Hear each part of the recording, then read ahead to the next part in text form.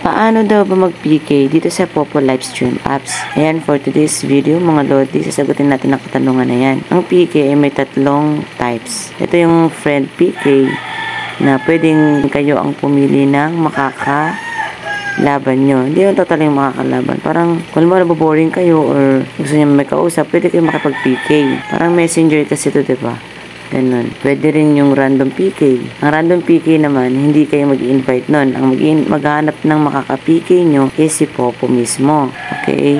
Yung mga laban-laban kasi dito sa PK may possible na matalo ka ng points at may possible din naman na manalo ka. Okay? Manalo-matalo. Parang sugal lang din to. Depende kung paano mo gagawin ang PK. Okay?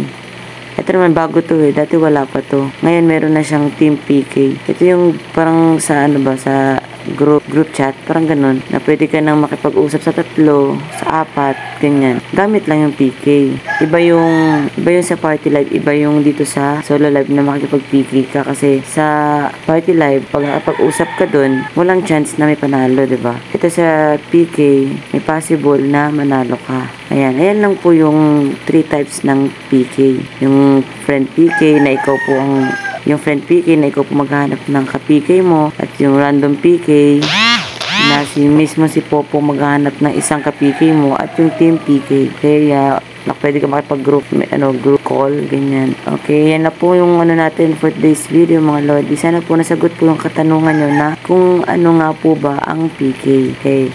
At paano ba gawin ng PK? Ayan. Medyo inaantok-antok nga din ako dyan Pero carry lang.